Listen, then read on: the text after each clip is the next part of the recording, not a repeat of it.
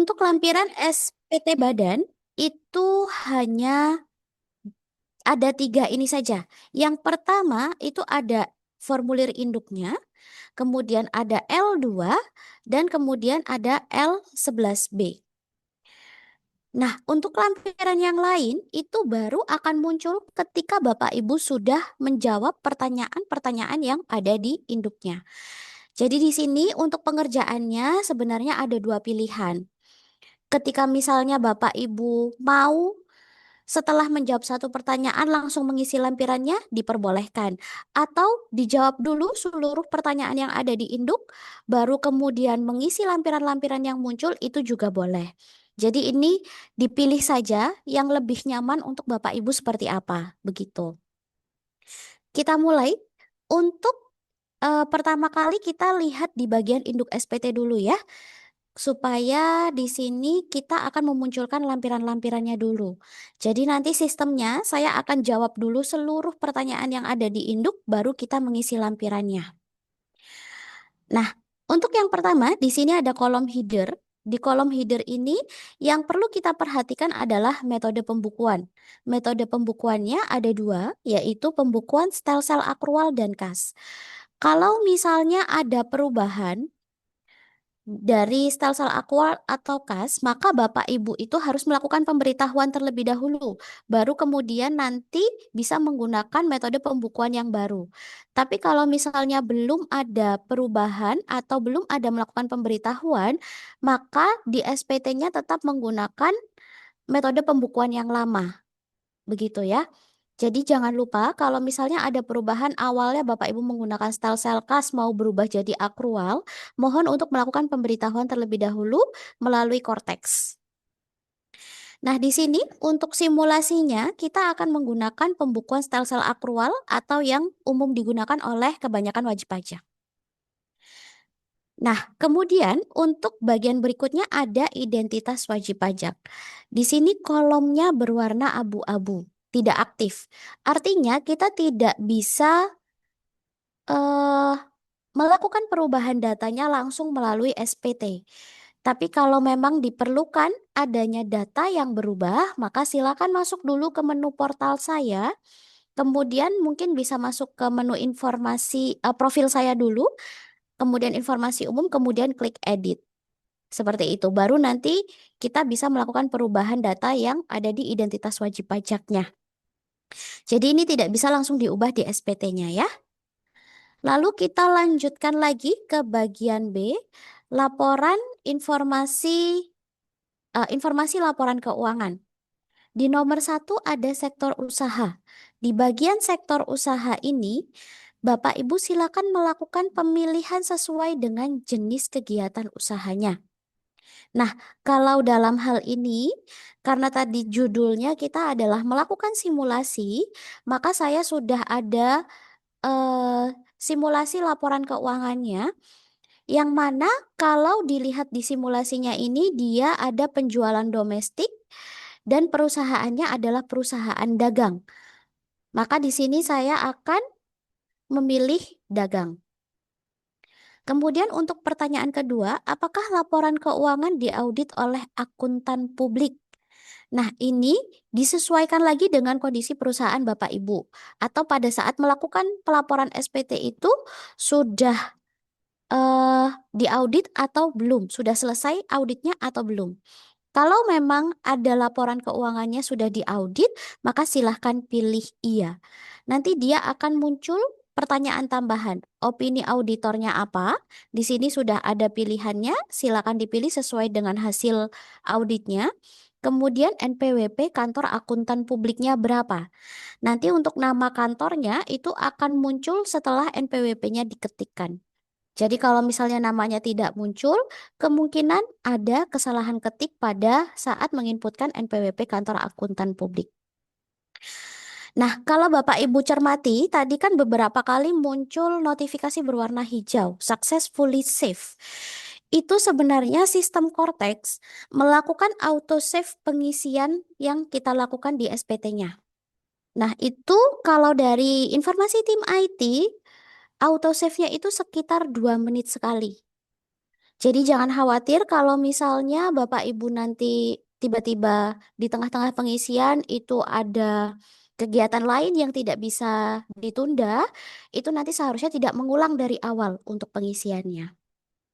Namun memang meskipun autosave-nya itu ada, saya tetap menyarankan setiap selesai melakukan pengisian lampiran di bagian paling bawah, contohnya seperti ini ada pilihan simpan konsep. Jadi setiap selesai melakukan pengisian satu lampiran, boleh diklik simpan konsep. Jadi meskipun ada autosave, kita tetap menjaga ya, daripada nanti mungkin servernya sedang error atau seperti apa autosave-nya tidak berjalan dengan benar, Bapak Ibu kemudian harus mengisi lagi dari awal. Jadi memang saya sarankan tetap klik tulisan simpan konsep di bagian terakhir, begitu ya. Kita lanjutkan ya. Tadi untuk simulasinya kebetulan tidak ada informasi terkait dengan audit laporan keuangannya, jadi saya akan pilih tidak, begitu. Kita lanjutkan di bagian C, penghasilan yang dikenakan PPh yang bersifat final dan yang tidak termasuk objek pajak. Di nomor 1A, apakah wajib pajak menerima atau memperoleh penghasilan dari usaha dengan peredaran bruto tertentu yang dikenakan PPh yang bersifat final? Ini mungkin untuk wajib pajak lebih dikenal dengan PPh final UMKM yang tarifnya 0,5% dari peredaran brutonya. Kalau memang perusahaan Bapak Ibu di sini itu dikenakan PPh final UMKM atau masih eligible, masih bisa, masih diperkenankan untuk menggunakan PPh final UMKM, maka silakan pilih iya. Nanti akan muncul pertanyaan berikutnya. Apakah penghasilan wajib pajak semata-mata hanya penghasilan dari usaha dengan peredaran bruto tertentu yang dikenakan PPh final? Nah, ini bisa dipilih iya atau tidak tergantung kondisinya. Kalau memang seluruh hasil kegiatan usahanya itu dikenakan PPh final bruto, maka silahkan pilih iya. Tapi kalau ada penghasilan lain yang dikenakan tarif umum atau tidak dikenakan PPh final, maka silahkan pilih tidak. Untuk kasus kita kali ini, kita cek di simulasi laporan keuangannya, peredaran bruto komersialnya di penjualan domestiknya itu sudah 5M. Artinya dia sudah tidak memenuhi ketentuan untuk menggunakan tarif PPh final UMKM. Jadi di sini saya akan pilih tidak. Kemudian kita lanjutkan, apakah wajib pajak menerima atau memperoleh penghasilan yang dikenakan PPh yang bersifat final? Nah, kita lihat lagi di simulasinya, itu dia ada pendapatan beban non-usaha berupa sewa rukan. Seperti yang Bapak Ibu sudah tahu begitu ya, untuk sewa tanah dan atau bangunan dikenakan PPh final. Jadi kita jawab di sini iya. Ketika jawabannya iya, biasanya dia ada notifikasi di sini, silakan mengisi lampiran berapa, bagian yang mana. Nah, ini tadi yang saya informasikan di awal. Jadi, kenyamanan Bapak Ibu itu seperti apa? Apakah mau menjawab seluruh pertanyaan yang ada di induk dulu, atau setiap selesai menjawab satu pertanyaan, kemudian diarahkan untuk mengisi lampiran, Bapak Ibu langsung isi lampiran. Misalnya di sini kita sudah jawab nomor 2, diarahkan mengisi lampiran 4 bagian A, Bapak Ibu bisa langsung sebenarnya mengisi lampiran 4 bagian A di sini. Tapi kalau misalnya ini merepotkan karena harus bolak-balik induk lampiran, bisa juga menggunakan sistem yang seperti saya. Jadi kita jawab dulu seluruh pertanyaan yang ada di induk, kemudian baru kita beralih mengisi lampirannya. Nah, ini saya lanjutkan dulu ya, karena saya menggunakan sistem yang mau saya jawab dulu semuanya. Nanti kalau sudah, baru saya isi lampirannya. Kita lanjut ke pertanyaan nomor 3. Apakah wajib pajak menerima atau memperoleh penghasilan yang tidak termasuk objek pajak? Di sini kita coba cek lagi di laporan keuangan simulasinya. Dia ada pendapatan lainnya berupa dividen. Sesuai dengan Undang-Undang Cipta Kerja dulu ya dimulainya. Untuk dividen yang diterima oleh wajib pajak dalam negeri, wajib pajak badan, yang berasal dari dalam negeri juga, itu otomatis menjadi non-objek pajak tanpa harus ada persyaratan lain seperti investasi. Jadi, untuk asumsinya di sini dividen yang tadi ada di simulasi laporan keuangannya itu diperoleh dari dalam negeri, sehingga kita ada penghasilan yang tidak termasuk objek. Saya jawab iya. Kita lanjutkan lagi di bagian penghitungan PPh. Di penghitungan PPh ini ada nomor 5. Apakah wajib pajak memperoleh fasilitas perpajakan dalam rangka penanaman modal berupa pengurangan penghasilan neto? Tentunya untuk fasilitas pajak ini kita tidak bisa langsung ini ya, istilahnya kita tidak bisa langsung mengakui kalau kita punya fasilitas. Tapi kita harus memperoleh persetujuan dari Kementerian Keuangan dulu. Jadi, kalau Bapak Ibu memang kondisinya punya surat keputusan dari Kementerian Keuangan yang mengatakan bahwa Bapak Ibu memperoleh fasilitas tertentu, contohnya ini pengurangan penghasilan neto, maka silakan dijawab iya. Tapi kalau misalnya tidak ada, maka jawab tidak, seperti halnya simulasi kali ini. Kemudian, apakah wajib pajak memperoleh fasilitas pengurangan penghasilan bruto untuk kegiatan praktik kerja, pemagangan, dan atau pembelajaran dalam rangka pembinaan dan pengembangan sumber daya manusia berbasis kompetensi tertentu? Sekali lagi, kalau memang tidak ada atau tidak punya surat keputusan Kementerian Keuangan yang menyatakan bahwa perusahaan Bapak Ibu memperoleh fasilitas tersebut, maka jawab tidak. Lalu berikutnya, apakah terdapat kerugian fiskal yang dapat dikompensasikan? Dalam simulasi laporan keuangan ini kita tidak ada. Tapi kalau memang Bapak Ibu tahun kemarin atau 5 tahun ke belakang itu memiliki kompensasi kerugian fiskal yang masih bisa digunakan, maka silakan pilih iya. Itu kalau mau ya. Jadi ini bukan kewajiban. Kalau memang ada rugi fiskal dari tahun-tahun sebelumnya, 5 tahun ke belakang, kemudian memang mau digunakan, maka silahkan pilih iya. Tapi untuk simulasi kali ini saya akan pilih tidak karena memang tidak ada informasi terkait dengan kerugian fiskal di tahun-tahun sebelumnya. Kita lanjutkan lagi. Apakah wajib pajak memperoleh fasilitas pengurangan penghasilan bruto untuk kegiatan penelitian dan pengembangan tertentu? Kalau ada pertanyaan terkait dengan fasilitas, kita hanya berpatokan pada satu.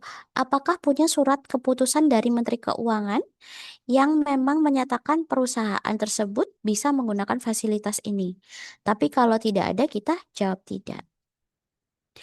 Kemudian di bagian nomor 11, ini bukan pertanyaan, jadi kita langsung pilih tarif pajak yang nanti akan kita gunakan untuk penghitungan di induknya itu pakai tarif yang mana.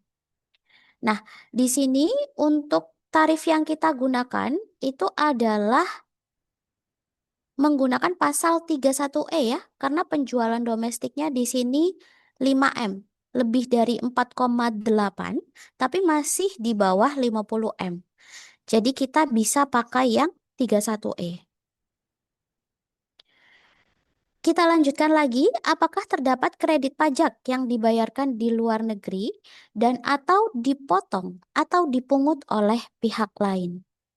Kalau di simulasinya kita ada 2 daftar bukti potong. Jadi nanti di bagian ini saya akan jawab iya. Mohon berhati-hati ya, untuk yang nomor 13 ini, kadang bahkan kami petugas pajak awalnya hanya membaca sampai di bagian sini saja. Apakah terdapat kredit pajak yang dibayarkan di luar negeri? Kemudian kami jawab tidak. Padahal kalau kita lanjutkan, ada terkait dengan pemotongan atau pemungutan oleh pihak lain yang di dalam negeri juga.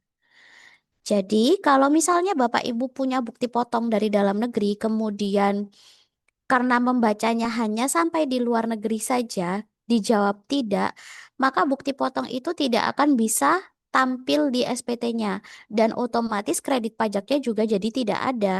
Kalau seperti itu kan PPh-nya akan jadi semakin besar ya, PPh di SPT tahunannya. Jadi, mohon berhati-hati sekali lagi untuk membaca nomor 13 ini karena dia bukan hanya kredit pajak luar negeri tapi juga kredit pajak dalam negeri. Kalau punya bukti potong dalam negeri, silahkan pilih iya. Kita lanjutkan lagi, nomor 16. Apakah wajib pajak memperoleh fasilitas pengurangan PPh badan? Fasilitas kalau tidak ada SK, maka silahkan pilih tidak. Lalu di bagian F, PPh kurang atau lebih bayar. Di sini, apakah terdapat surat keputusan persetujuan pengangsuran atau penundaan pembayaran pajak? Dia otomatis terpilih tidak. Karena ini informasinya dari sistem itu akan langsung melakukan pengecekan. Apakah Bapak Ibu ada surat keputusan persetujuan pengangsuran ini atau tidak ada? Jadi kalau di kasus kita ini, akun yang kita pakai untuk simulasi itu tidak memiliki surat keputusan tersebut, jadi dia dipilih sistem tidak. Kita lanjutkan lagi, untuk kolom yang abu-abu berisi angka 0 ini, nantinya dia akan terisi setelah kita mengisi lampiran.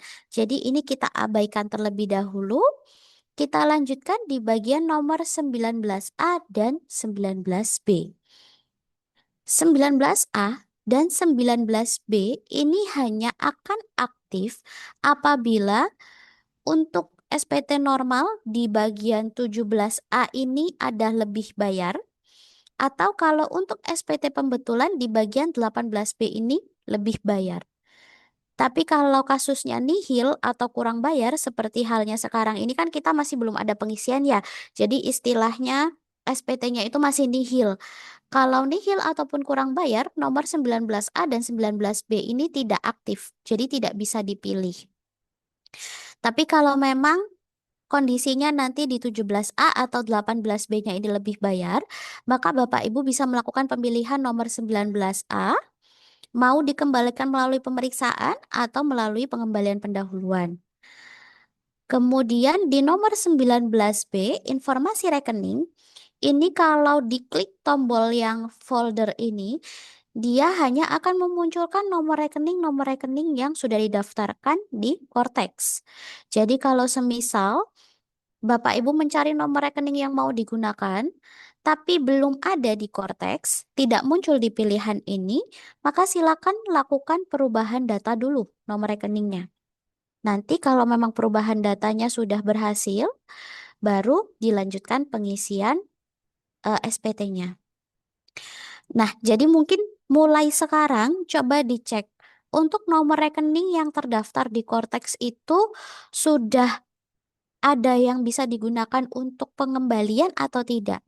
Karena khawatirnya nanti kalau bersamaan begitu ya di pada saat pelaporan SPT di bulan-bulan April kalau untuk badan itu nanti karena jumlah permohonan perubahan datanya banyak, jadi pemrosesannya pun jadi lebih lama. Jadi memang saya sarankan mulai sekarang coba dicek terlebih dahulu. Pastikan nomor rekening yang bisa digunakan untuk pengembalian itu sudah ada di Cortex, sudah benar. Kalau misalnya belum, silakan lakukan permohonan perubahan data melalui menu portal saya, perubahan data, kemudian nanti pilih bagian identitas wajib pajak. Yang perlu dilampirkan itu adalah halaman awal buku rekening atau buku rekening gironya yang mencantumkan nama dari pemilik rekening dan juga nomor rekeningnya. Pastikan pengisian nomor rekening dan juga nama pemilik rekeningnya itu sama persis dengan yang ada di halaman awalnya, supaya bisa langsung disetujui oleh petugasnya. Begitu ya. Kita lanjutkan lagi ke huruf G, penghitungan angsuran PPh pasal 25 tahun berjalan. Apakah wajib pajak merupakan wajib pajak tertentu yang harus menyampaikan laporan penghitungan angsuran PPh pasal 25? Biasanya yang disebut dengan wajib pajak tertentu ini itu adalah lembaga keuangan yang memang mereka itu harus ada laporan triwulanan kepada OJK. Jadi kalau misalnya perusahaan Bapak Ibu bukan lembaga keuangan, maka silakan pilih tidak. Seperti sekarang simulasinya adalah perusahaan dagang, maka di sini saya akan jawab tidak. eh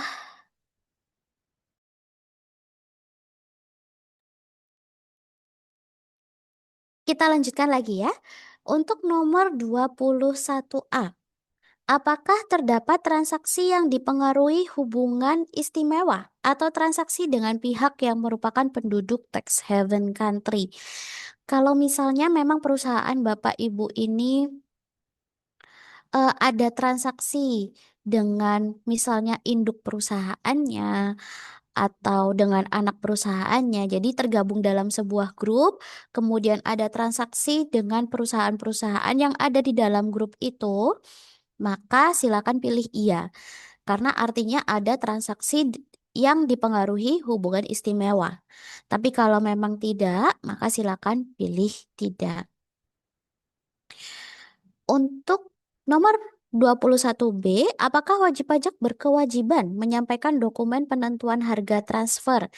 Nah, ini tadi kalau misalnya induk perusahaannya atau anak perusahaannya, grupnya itu internasional, artinya ada perusahaan-perusahaan yang ada di luar Indonesia, maka kan itu wajib untuk menyampaikan dokumen transfer pricing ya, atau dokumen penentuan harga transfer. Untuk memastikan bahwa memang seluruh transaksinya itu dia wajar begitu.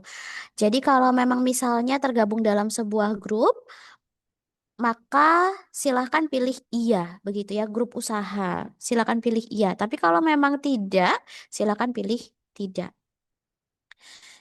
Kita lanjutkan lagi. Apakah terdapat penanaman modal pada perusahaan afiliasi? Nah, ini kalau memang ada perusahaan afiliasi, kemudian perusahaan Bapak Ibu melakukan penanaman modal di perusahaan tersebut, maka silahkan pilih iya. Tapi untuk kasus sekarang, karena seperti biasa ya, yang namanya simulasi itu pasti lebih sederhana kasusnya daripada kondisi nyata dari wajib pajak. Jadi saya akan pilih tidak. Kita lanjutkan nomor 21D. Apakah wajib pajak memiliki utang dari pemilik modal atau perusahaan afiliasi dan atau piutang ke pemilik modal atau perusahaan afiliasi? Jadi kalau misalnya Bapak Ibu melakukan pinjaman kepada pemilik modal atau memberikan pinjaman kepada pemilik modal, maka silakan jawab iya karena nanti ada lampiran yang harus diisi. Ini ya, mengisi lampiran 2 bagian B. Tapi kalau misalnya tidak, seperti kasus kali ini, maka silakan pilih tidak. Kita lanjutkan lagi, pertanyaan nomor 21E, apakah wajib pajak membebankan biaya penyusutan dan atau amortisasi fiskal? Kalau kita lihat di simulasinya, di sini kita ada daftar penyusutan, maka di bagian ini nanti saya akan pilih iya. Karena ada daftar penyusutan yang perlu saya inputkan di SPT-nya. Kita lanjutkan lagi, nomor 21F. Apakah wajib pajak membebankan biaya entertainment, biaya promosi, dan atau penjualan, penggantian, atau imbalan dalam bentuk natura dan atau kenikmatan, dan piutang yang nyata-nyata tidak dapat ditagih? Kalau Bapak Ibu cermati, nomor 21F ini adalah biaya-biaya yang boleh dibebankan secara fiskal apabila dia ada daftar nominatifnya. Tentunya ketika dijawab iya, ada lampiran daftar nominatif yang harus diisikan. Tapi kalau misalnya tidak ada, maka silakan pilih tidak. Atau misalnya ada biaya ini, tapi kemudian tidak ada daftar nominatifnya atau tidak dibiayakan, dikoreksi secara fiskal, maka bisa dipilih yang tidak. Kemudian, apakah wajib pajak memperoleh fasilitas perpajakan dalam rangka penanaman modal di bidang usaha tertentu dan atau daerah-daerah tertentu selain pengurangan penghasilan neto? Ini sekali lagi terkait dengan fasilitas kita hanya berpatokan pada satu, ada SK Menteri Keuangannya atau tidak. Kalau misalnya tidak ada, silakan pilih tidak. Kita lanjutkan nomor 21H. Apakah wajib pajak memiliki sisa lebih yang digunakan untuk pembangunan dan pengadaan sarana dan prasarana? Untuk nomor 21H ini biasanya digunakan oleh lembaga pendidikan nirlaba. Jadi kalau misalnya dari mungkin donasi atau sumbangan yang mereka terima setelah dikurangi dengan biaya-biayanya ternyata masih ada sisa lebihnya, Kemudian sisa lebih itu digunakan untuk pembangunan atau pengadaan sarana dan prasarana mereka, maka harus dipilih iya. Tapi kalau perusahaan Bapak Ibu di sini tidak bergerak di bidang pendidikan nirlaba, maka langsung saja pilih tidak. Kita lanjutkan lagi nomor 21I. Apakah wajib pajak menerima atau memperoleh penghasilan dividen dari luar negeri dan melaporkannya sebagai penghasilan yang tidak termasuk objek pajak? Untuk nomor 21I, tadi saya informasikan kan, kalau dividen yang diterima oleh wajib pajak dalam negeri, diperolehnya berasal dari dalam negeri juga, secara otomatis dia menjadi non-objek. Tidak ada persyaratan tertentu. Tapi kalau dividennya itu berasal dari luar negeri, ada persyaratan yang harus dipenuhi supaya bisa menjadi non-objek pajak, yaitu harus diinvestasikan di Indonesia minimal 30% dari laba sebelum pajak. Begitu. Jadi kalau memang ada dividen yang berasal dari luar negeri diterima oleh perusahaan Bapak Ibu, kemudian sudah diinvestasikan minimal 30% dari laba sebelum pajak tadi, maka silakan pilih iya. Tapi kalau misalnya tidak ada atau misalnya dia tetap menjadi objek pajak begitu ya karena tidak diinvestasikan lagi, maka langsung saja pilih tidak. Nah, nanti untuk nomor 21J, kelebihan PPh yang bersifat final atas penghasilan dari usaha dengan peredaran bruto tertentu yang dapat diajukan pengembalian pajak, ini kalau kita konsepnya tadi adalah menggunakan PPh final UMKM, kemudian ternyata ada kelebihan yang kita setorkan. Dia akan muncul di SPT ini. Jadi misalnya contohnya perusahaan Bapak Ibu menggunakan tarif UMKM. 0,5% dari peredaran bruto. Misalnya di bulan Januari, selain setor sendiri, Bapak Ibu juga ada transaksi dengan pemotong. Sudah menyerahkan surat keterangan PP 55-nya, sudah dipotong 0,5%, tapi kok ternyata oleh bagian pajak atau mungkin bagian accounting atau keuangannya, itu tetap disetorkan seluruhnya. Itu kan nanti ada kelebihan ya. Kelebihannya itu akan muncul di sini dan bisa diajukan pengembalian. Tapi kalau misalnya tidak ada, artinya bagian pajak atau bagian keuangannya itu sudah menyetorkan hanya atas omset yang belum dipotong dan mengakibatkan tidak adanya kelebihan PPh final UMKM, maka ini akan terisi dengan angka 0 seperti sekarang. Jadi mungkin untuk pertanyaan-pertanyaannya hanya sampai di sini. Apakah mungkin ada pertanyaan terlebih dahulu terkait dengan isian di induk sampai dengan huruf H, pernyataan transaksi? Di kolom chat masih belum ada pertanyaan, kemudian belum ada yang raise hand juga ya. Jadi di sini saya akan lanjutkan. Untuk di bagian huruf I, lampiran lainnya yang wajib diupload itu adalah yang bertanda bintang. Kalau dilihat yang bertanda bintang di sini itu hanya nomor 1, laporan keuangan atau laporan keuangan yang telah diaudit. Kalau misalnya di sini ini tidak dilampirkan, dia tidak akan bisa dilanjutkan atau tidak bisa dilaporkan SPT-nya.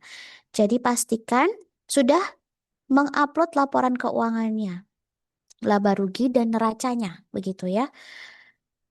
Kemudian untuk lampiran-lampiran yang lain, nomor 2, 2A, 2B, C, D, dan seterusnya, ini dia tidak ada kewajiban. Tapi kalau memang ada, silakan diupload. Contohnya di sini, jika memang dia menggunakan laporan keuangan yang telah diaudit, maka silakan upload opini auditnya juga. Begitu ya. Jadi bukan berarti yang ditanda bintang itu hanya nomor 1, kemudian padahal laporan keuangannya diaudit, opini auditnya tidak diupload. Jadi tetap ya, ini sesuai dengan kebutuhannya. Kalau memang laporan keuangannya diaudit, silakan pilih silakan upload juga bagian opini auditnya. Tapi kalau memang laporan keuangannya belum diaudit atau tidak diaudit, maka untuk lampiran yang lain ini bisa diisi sesuai dengan kebutuhannya. Kalau ada, silakan diupload. Tapi kalau tidak, tidak wajib juga. Jadi dia tidak menghalangi pelaporan SPT-nya. Kita lanjutkan ke bagian pernyataan. Di bagian pernyataan ini cukup di checklist seperti halnya SPT masa ya. Kemudian nanti kalau sudah selesai kita tinggal isikan nama jabatan yang melakukan penandatanganan, kemudian tinggal klik bayar dan lapor. Tapi untuk bayar dan lapor ini jangan langsung diklik ya. Nanti setelah mengisi pertanyaan di induk, Bapak Ibu lupa belum isi lampirannya, langsung klik bayar dan lapor. Jadinya terlapor nihil. Ya sebenarnya tidak apa-apa sih, karena kan tetap bisa pembetulan. Cuman daripada kerja dua kali, jadi kalau memang dilakukan pengisian terlebih dahulu, jangan lupa untuk isi lampirannya juga. Jadi setelah menjawab semua pertanyaan di induk, kembali dulu ke atas untuk mengisi lampiran-lampiran yang muncul. Nah, ini tadi yang saya sampaikan. Silakan klik simpan konsep setiap selesai melakukan satu pengisian lampirannya atau induknya. Supaya kalau autosave-nya itu tidak berjalan dengan baik, pengisian yang Bapak Ibu lakukan tetap tersimpan. Begitu ya. Nah, di sini sesuai dengan jawaban yang tadi sudah kita lakukan di induknya, sudah muncul lampiran-lampiran yang lain selain L2 dan L11B. Ada L1C, L3, L4, sampai dengan L9. Untuk pengisiannya kita tidak harus mulai dari belakang, jadi bisa urut saja. Di sini saya akan kerjakan berurutan dari yang paling awal yaitu L1C. L1C itu adalah rekonsiliasi laporan keuangannya. Kalau dulu ini transkrip 8A. Begitu ya. Kalau di SPT 1771 ini adalah transkrip 8A. Jadi memindahkan laporan keuangan komersial Bapak Ibu ke dalam laporan keuangan yang ada di SPT tahunan. Kode C ini itu akan berubah jika jenis usahanya berubah. Jadi jangan kaget kalau misalnya tadi kan saya pilihnya dagang ya kegiatan usahanya. Kemudian Bapak Ibu ternyata usahanya adalah jasa. Nanti yang muncul juga bukan L1C tapi L1 dengan kode yang lain, huruf yang lain, begitu ya. Jadi jangan khawatir nanti usahanya jasa, terus Bapak Ibu berpikir kok nggak ada L1C-nya. Karena kode C ini itu menunjukkan kode jenis usahanya apa, begitu ya. Baik, di sini agak sedikit berbeda dengan pada saat pengisian transkrip 8A. Kalau 8A itu kan murni ya, hanya memindahkan dari laporan keuangan komersial ke eh, dalam SPT-nya tanpa ada koreksi ataupun penyesuaian yang lain. Karena nanti koreksi itu kan ada lampiran tersendiri ya kalau di 1771. Nah, tapi kalau di Cortex ini tidak ada lampiran tersendiri terkait dengan koreksi fiskal. Jadi koreksinya, penyesuaian-penyesuaiannya itu langsung diisikan di laporan keuangan ini. Jadi kita coba saja mulai ya pengisian dari laporan laba ruginya dulu. Untuk pengisian laporan laba rugi tidak bisa langsung kita isi di kolom yang ada di sini. Tapi isinya dari tanda pensil. Kita mulai dari penjualan domestik ya. Di sini ada penjualan domestik sebesar 5M di laba ruginya ya. Ada 5M. Nah, ini kita isi, klik tombol pensil, 5 miliar. Kalau dilihat, bukan hanya nilai komersialnya saja yang harus kita isikan, tapi ada kolom non-objek pajak, dikenakan PPh final, kemudian ada penyesuaian fiskal positif, penyesuaian fiskal negatif, dan kode penyesuaian fiskalnya. Kolom non-objek, PPh final, penyesuaian fiskal positif maupun negatif, kalau tidak diisi kalau tidak ada, maksud saya, kalau tidak ada, harus diisi dengan angka 0. Jadi tidak bisa dikosongkan seperti ini. Kalau dikosongkan ketika kita klik simpan, dia akan muncul notifikasi kolom ini wajib diisi. Jadi contohnya ini tadi, penghasilan dari penjualan domestiknya bersifat komersialnya itu tidak ada terkait dengan non-objek, tidak ada PPh finalnya juga. Kemudian di sini juga tidak ada penyesuaian fiskal positif ataupun negatif. Maka di bagian ini saya akan isikan angka 0. Nah, kode penyesuaian fiskal ini tidak wajib diisi kalau Bapak Ibu mengisi kolom penyesuaian fiskal positif dan negatifnya dengan angka 0. Tapi kalau misalnya diisi ada isiannya begitu ya, maupun baik itu di fiskal negatif ataupun di fiskal positif, kode penyesuaian fiskal ini harus dipilih. Jadi penyesuaian fiskalnya itu karena apa? Ini harus dipilih di bagian ini. Tapi kalau diisi angka 0, kode penyesuaian fiskal tidak perlu dipilih. Bisa langsung kita klik simpan. Nanti dia akan muncul tampilannya seperti ini setelah kita isikan. Penjualan domestik nilai komersialnya 5M, tidak ada PPh non-objek, tidak ada PPh yang bersifat final, tidak ada penyesuaian fiskal atau koreksi fiskal, maka nilai fiskalnya dia tetap sama, yaitu 5M. Nilai inilah yang nanti akan terbawa ke induk SPT. Jadi kalau mau melakukan pengecekan begitu ya, pastikan nilai fiskalnya ini sudah sesuai, karena ini yang nanti akan dihitung dengan tarif di induk SPT-nya. Kita lanjutkan lagi.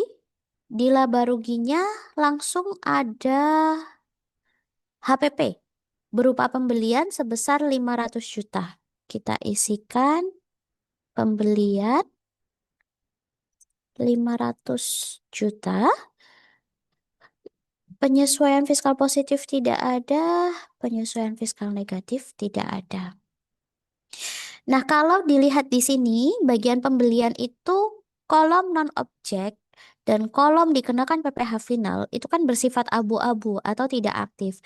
Karena memang ya secara logika saja tidak ada pembelian yang akan dikenakan PPh, baik itu menjadi non-objek secara undang-undang atau dikenakan PPh final itu jelas tidak. Karena kan pembelian ini bukan penghasilan, tapi justru mengeluarkan biaya untuk pembeliannya. Begitu kan ya. Jadi kolom non-objek dan kolom PPh final dia akan non-aktif atau berwarna abu-abu. Kita klik simpan. Kita lanjutkan lagi. Ada pendapatan lainnya berupa dividen. Kita lihat di sini ada pendapatan lainnya dengan kode 4199. Dividennya tadi sebesar 1,2 miliar.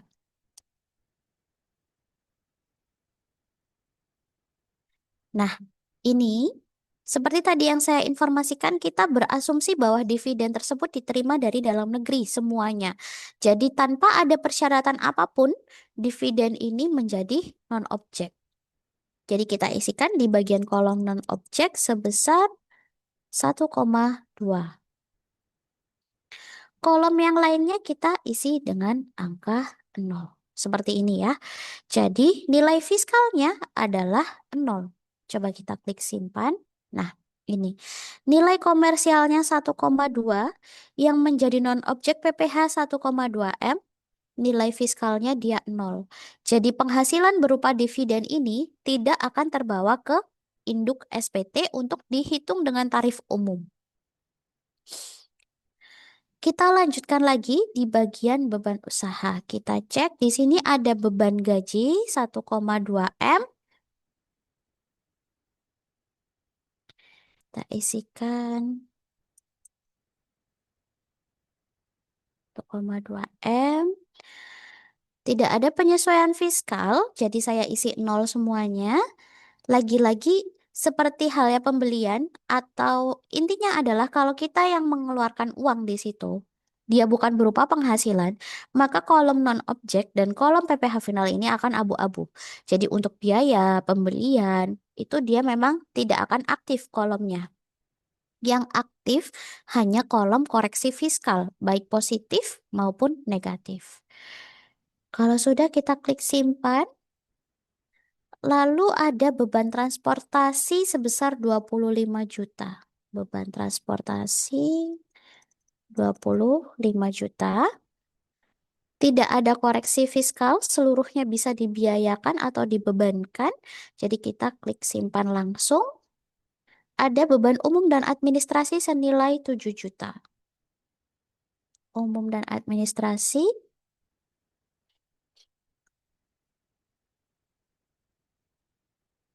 Untuk beban ini atau biaya ini juga tidak ada koreksi fiskal, jadi saya isi nol dulu semuanya, lalu kita klik simpan. Lalu penyusutan aktiva tetap 1 M 415 juta. Kita lihat di sini beban penyusutan dan amortisasi 1 miliar 415 juta. Tidak ada koreksi fiskal, jadi anggapannya masa manfaat, kemudian cara penyusutannya, metode penyusutannya itu secara fiskal dan komersialnya sama, masa manfaatnya sama, metode penyusutannya pun sama, sehingga tidak ada perbedaan nominal yang boleh dibebankan secara fiskal dengan laporan keuangan komersialnya. Kita klik simpan. Lalu ada beban royalti 12 juta, beban royalti senilai 12 juta. Tidak ada koreksi fiskal, maka saya isi dengan angka 0. Kita klik simpan. Kita lanjutkan lagi. Nah, di sini ada beban denda dan bunga pajak penghasilan. Lalu yang berikutnya ada beban pajak penghasilan. Di Undang-Undang PPH, beban sanksi administrasi pajak dan juga pajak penghasilan itu tidak boleh dibiayakan secara fiskal. Jadi otomatis nanti kita akan melakukan koreksi fiskal atas kedua biaya ini. Nah, kalau kita lihat ya, kita coba cek. Di sini untuk beban usahanya dan beban non usahanya tidak ada yang langsung merujuk ke beban sanksi administrasi dan juga beban PPH. Kalau seperti ini bagaimana? Kalau seperti ini silakan pilih lainnya. Jadi masukkan ke tong sampahnya istilahnya. Jadi nanti kalau Bapak Ibu akun-akunnya itu tidak ada yang mendekati dengan akun yang muncul di laporan keuangan SPT tahunannya, maka bisa dimasukkan ke bagian yang ada tulisan lainnya ini. Penghasilan lainnya, beban lainnya, bisa dimasukkan ke sini, begitu ya. Karena memang untuk nama akun-akun yang ada di sini tidak bisa ditambah dan juga tidak bisa dikurangkan. Jadi silakan dipilih yang paling mendekati. Kalau tidak ada, bisa dipilih ke bagian lainnya. Jadi di lainnya ini bisa gelondongan. Beban-beban yang lain itu bisa masuk ke lainnya ini ya. Nah, kita isi tadi kita ada beban dendanya itu 12 juta, kemudian PPh-nya 40 juta. Jadi totalnya 52 juta. Dan kebetulan sekali di sini dua beban yang masuk ke bagian beban usaha lainnya ini semuanya tidak boleh dibiayakan secara fiskal. Jadi saya akan melakukan koreksi fiskal penuh ya. Seluruhnya akan saya koreksi. Berarti nilainya 52 juta. Kenapa saya masukkan ke koreksi fiskal positif? Karena kalau biayanya kita koreksi, maka PPh-nya akan bertambah. Karena biaya kita berkurang, otomatis penghasilan kena pajaknya bertambah, PPh-nya juga akan bertambah. Karena itu saya masukkan ke koreksi fiskal positif. Tapi kalau misalnya setelah kita koreksi, eh, beban kita naik atau penghasilan kita berkurang, kemudian menyebabkan penghasilan kena pajaknya juga berkurang, PPh-nya berkurang, maka silakan masukkan ke penyesuaian fiskal negatif. Di sini kebetulan semuanya dikoreksi fiskal positif, jadi untuk negatifnya saya isi 0. Bagaimana kalau misalnya di kolom beban usaha lainnya ini ada yang dikoreksi, ada juga yang boleh dibiayakan secara fiskal. Jadi misalnya tadi yang beban denda tadi itu kita anggap bukan denda ya. Misalnya kita anggap beban lain lah. Beban lain yang boleh dibiayakan secara fiskal, maka nanti yang kita koreksi hanya beban pajak penghasilannya aja sebesar 40 juta tadi kan ya. Sedangkan yang 12 juta dia tetap bisa mengurangi di induk SPT-nya. Jadi Kalau misalnya yang dimasukkan di sini itu ada bagian yang harus dikoreksi, ada bagian yang tidak harus dikoreksi, maka isikan sesuai yang harus dikoreksi berapa. Supaya nanti bagian yang tidak harus terkoreksi itu tetap masuk ke kolom nilai fiskal. Tetap diperhitungkan untuk menghitung PPh-nya. Begitu ya. Tadi kita kembalikan dulu, ini dikoreksi fiskal seluruhnya. Sehingga untuk kedua biaya tersebut tidak bisa dibebankan secara fiskal. Nilai fiskalnya 0. Nah, di sini karena saya ada melakukan pengisian koreksi fiskal, maka saya perlu mengisi kode penyesuaian fiskalnya. Karena apa koreksi fiskalnya? Tadi ada yang terkait dengan sanksi administrasi. Jadi bisa dicari sanksi. Kemudian ada juga terkait dengan pajak penghasilannya. Kita pilih lagi. Jadi, untuk kode penyesuaian fiskal ini bisa dipilih lebih dari satu ya, karena kan memang ada kemungkinan seperti ini tadi ya. Dia dua-duanya dikoreksi, tapi penyebab koreksinya berbeda. Jadi, yang pertama itu karena dia sanksi pajak, yang kedua karena dia pajaknya. Jadi, kode penyesuaian fiskalnya saya pilih dua. Nanti kalau misalnya koreksi fiskalnya itu penyebabnya ada tiga atau empat. Ya berarti di bagian kode penyesuaian fiskalnya ini Bapak Ibu memilih tiga penyebab atau empat penyebabnya tadi. Begitu ya. Kalau sudah kita klik simpan. Nah sebentar ini ada notifikasi failure response for 401. Oke. Nah ini kita coba refresh dulu ya. Intinya kalau ada notifikasi berwarna merah, dicoba untuk refresh dulu. Khawatirnya dia logout. Nah, seperti ini ya. Dia logout, jadi kita login kembali. Nanti kita coba cek ya, sampai di mana yang sudah terisi untuk lampirannya tadi. Karena kita di lampiran satu belum sempat klik yang simpan konsep di bagian paling bawah.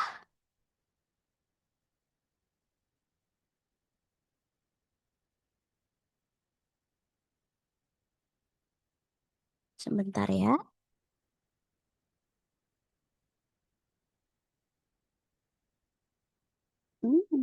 Muncul notifikasi error ya.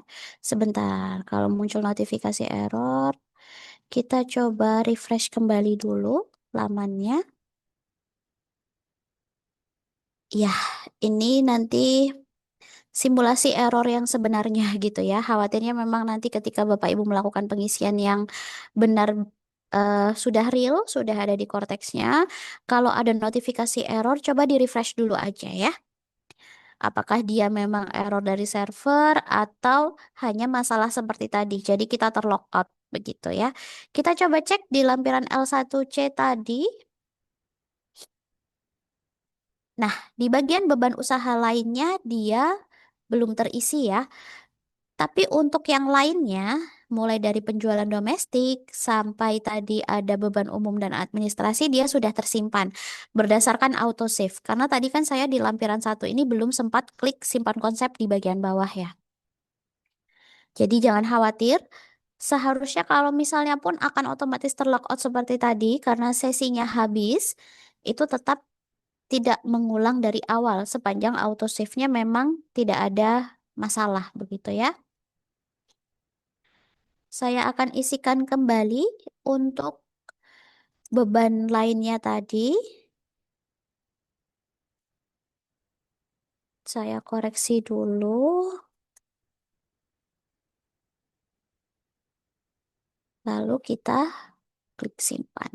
Nah, kita lihat di sini nilai komersialnya adalah sebesar 1841, 1.841 juta. Kita coba cek. Ini, oh iya, masih belum ya, masih ada pendapatan yang lainnya lagi ya. Kita coba kembali lagi. Di sini ada pendapatan non-usaha berupa sewa rukan. Pendapatan non-usaha sewa rukan.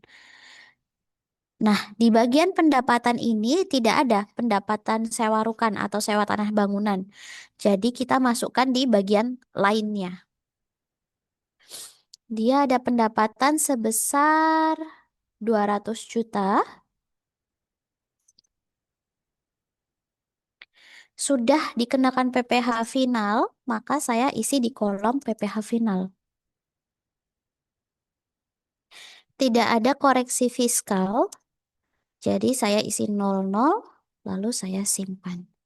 Nah, ini tadi untuk pendapatan non usaha lainnya, sewa rukannya, secara komersial dia ada 200 juta.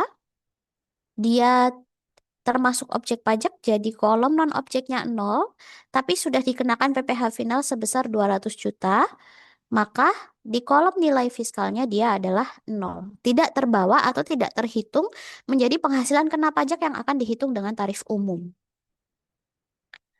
Kita lanjutkan lagi, ada beban non usaha. Beban non usaha di sini ada beban non operasional sebesar 20 juta. Kita tidak ada ya di sini ya beban operasional, jadi kita masukkan beban non usaha lainnya sebesar 20 juta. Tidak ada koreksi fiskal, maka saya isikan dengan angka 0 lalu saya simpan. Nah, kalau dicek di sini penghasilan kena pajak yang nantinya akan dihitung di induk SPT adalah sebesar 1.821.000.000. Kita lihat dia sudah sama ya, nilai fiskalnya 1.821.000.000. Kalau ada perbedaan, coba dicek kembali apakah ada pengisian yang salah atau seperti apa gitu ya. Kita lanjutkan untuk pengisian laporan posisi keuangan. Laporan posisi keuangannya ini berbeda dengan yang laporan laba rugi. Kalau tadi kita harus isi dengan klik tombol pensil, tapi kalau ini bisa langsung diisikan di kolom yang tersedia di sininya ya, langsung diisi. Kita cek di bagian neracanya, simulasinya, ada kas dan setara kas senilai 4.267 juta.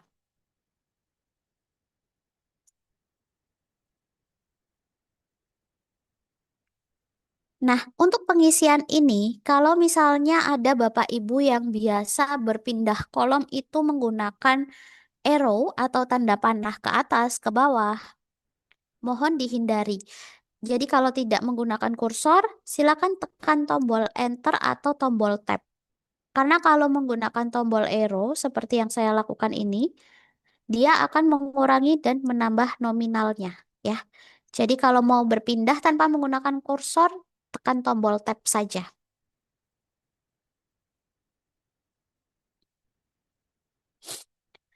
Kita lanjutkan lagi.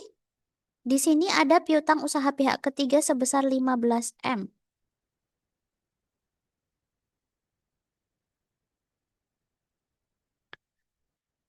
Untuk bagian laporan posisi keuangan, kalau tidak ada, tidak perlu diisi angka 0. Jadi misalnya kolom investasi ini tidak ada, dikosongkan saja tidak apa-apa. Jadi berbeda dengan yang laporan laba rugi tadi. Kalau yang ini, kalau memang tidak ada boleh dikosongkan tanpa harus diisi angka 0.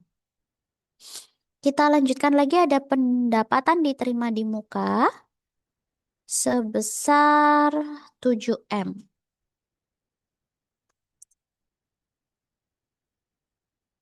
Begini. Lalu berikutnya ada aset lancar lainnya sebesar 2,5M.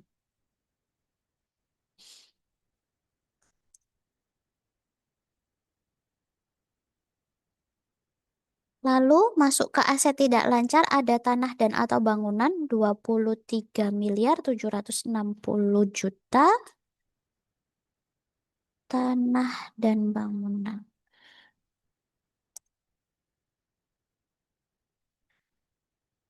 Dan ada akumulasi penyusutannya sebesar 2.830.000.000.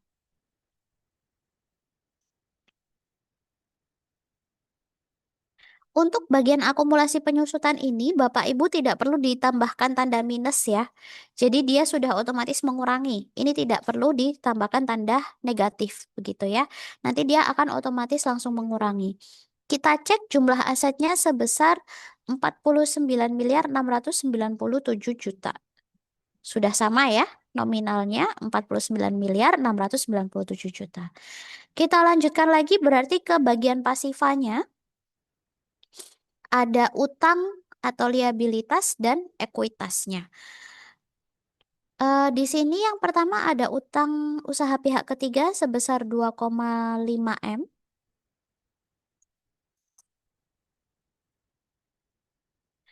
Lalu berikutnya ada liabilitas kontrak sebesar 5 M.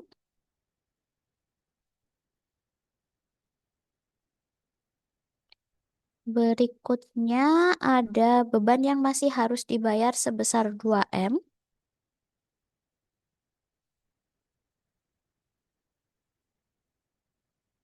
Lalu ada utang bank jangka pendek sebesar 7 M.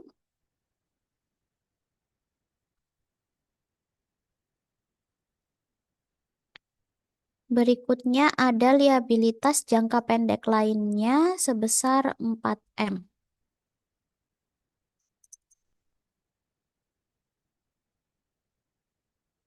Kita masuk ke ekuitasnya ada modal sebesar 25.028 juta.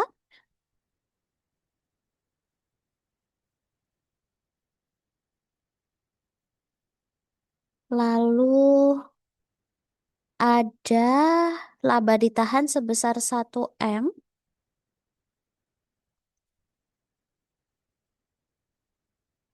Dan terakhir ada pendapatan komprehensif lainnya senilai 3.169 juta. Tiga. Total pasifa dan aktifanya sudah sesuai ya. Intinya ini tinggal memindahkan dari laporan keuangan komersial Bapak Ibu ke dalam SPT-nya saja. Jangan lupa setelah melakukan pengisian kita tetap klik simpan konsep ya di akhir lampirannya supaya kalau berjaga-jaga autosave-nya tidak bekerja atau ada error supaya isian yang sudah kita lakukan tetap tersimpan begitu. Baru sampai dengan L1, apakah mungkin ada pertanyaan terkait dengan pengisiannya? Intinya ini sama saja dengan pengisian 8A, hanya saja koreksi fiskal, penyesuaiannya itu sudah langsung kita masukkan di sini juga. Jadi tidak ada lampiran tersendiri seperti halnya 1771 dulu. Gitu. Baik, di kolom chat tidak ada yang bertanya. Kemudian untuk yang mau bertanya secara langsung juga tidak ada. Jadi saya lanjutkan dulu ya. Di L2. Nah, L2 ini ada daftar kepemilikan ya, yang huruf A-nya daftar pemegang saham atau pemilik modalnya, yang huruf B-nya daftar pernyataan modal atau utang atau piutang kepada perusahaan afiliasi. Nah, untuk di lampiran 2 ini, kita lihat dulu yang bagian A, daftar pemegang saham atau pemilik modal. Ini sama halnya seperti dulu di IFOM 1771 di lampiran 5 ya. Di lampiran 5 itu dia harus diisi dan totalnya harus sebesar 100%. Total modal di setornya. Ini juga sama. Totalnya harus sebesar 100%. Nah, di sini kan kalau Bapak Ibu lihat sudah langsung muncul ya. Ada nama dari pemegang sahamnya atau pemilik modalnya. Kebetulan di sini hanya ada satu. Nantinya untuk namanya ini tidak bisa langsung ditambahkan atau dikurangi di SPT. Karena ini sudah sesuai dengan profil yang ada di Cortex.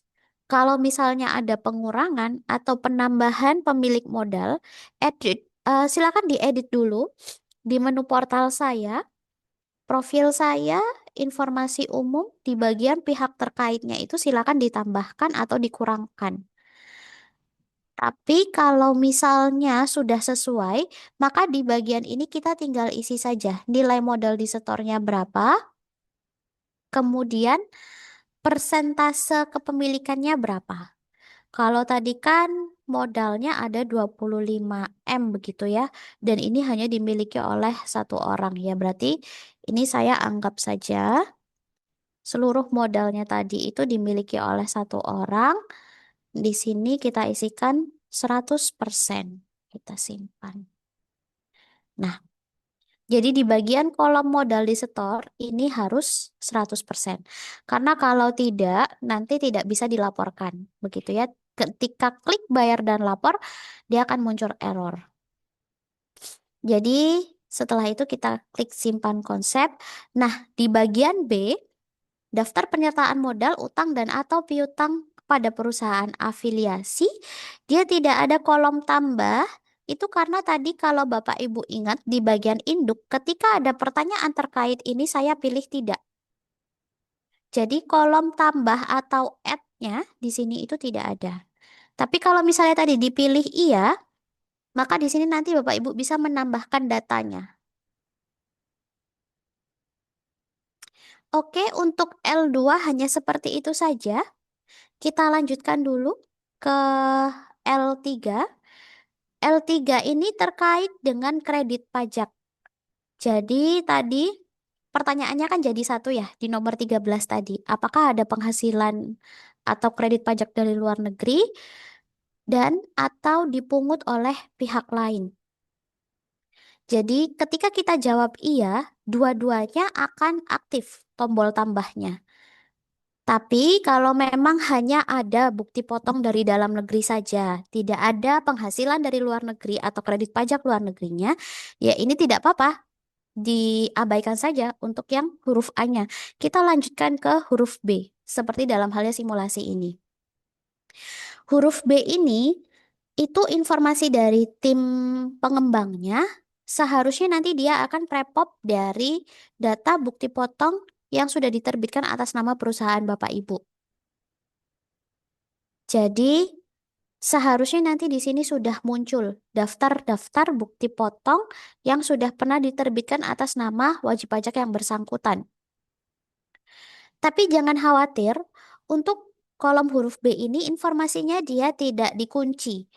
Jadi kalau misalnya ada yang ketika dicek itu salah nominalnya, atau bahkan transaksinya sudah batal tapi bukti potongnya masih ada di situ, itu tetap bisa dihapus, tetap bisa diedit. Atau mungkin kalau misalnya ada transaksinya, ada bukti potongnya, tapi tidak terprepop ke sini. Nah, itu Bapak Ibu tetap bisa menambahkan secara manual. Begitu ya. Kalau yang ditanyakan terkait dengan mekanisme impor, untuk saat ini sih informasinya masih belum ada ya. Karena kan ini nanti diharapkan itu prepopulated datanya dari sistem kami. Jadi seharusnya Bapak Ibu tidak perlu impor data bukti potongnya. Begitu. Nah, untuk akun simulasi ini, dia memang tidak terkoneksi dengan sistem data kami ya. Jadi tidak ada bukti potong yang otomatis muncul. Saya akan memperlihatkan bagaimana caranya kalau kita harus menambahkan manual. Jadi silakan klik tambah. Nanti yang muncul seperti ini. Ada NPWP, jenis pajak, DPP-nya berapa, pajak penghasilannya berapa, nomor bukti potongnya, dan tanggal bukti potongnya. Ini harusnya sih hampir sama ya dengan pengisian di e-form dulu. Kolom-kolomnya pun sama, begitu ya. Kita coba dulu. Di sini tadi kita ada dua bukti potong. Yang pertama ada PPh pasal 23 ya. Saya akan copy saja untuk NPWP-nya.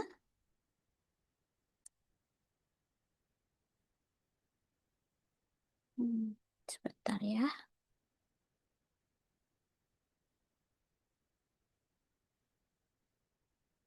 Tunggu, ini sepertinya ada error. Kita coba lagi ya. Untuk yang perlu diisikan itu cukup NPWP-nya. Nanti namanya seharusnya akan otomatis muncul. Kalau muncul error, kita coba refresh dulu. Sebentar ya. Baik, kita lanjutkan tadi di L3 huruf B. Oke, sebentar ya, dia masih loading. Sistemnya masih proses loading. Oke, kita lanjutkan. Kita coba lagi klik tambah. NPWP-nya saya inputkan. Wah, tidak terbaca ya. Sebentar. Coba kita pilih dulu PPh pasal 23. Atau saya coba input manual. 001139 797 3091 triple 0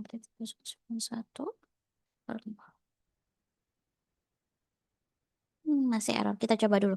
Jadi intinya yang perlu kita inputkan itu hanya NPWP-nya, tapi nanti untuk nama pemotong atau pemungut pajaknya itu akan otomatis muncul ya, seharusnya. Kalau ini tadi sepertinya memang sistemnya sedang ada kendala, tapi kita coba lanjutkan dulu ya. Pengisiannya jenis pajaknya tadi PPh pasal 23, DPP-nya sebesar 200 juta.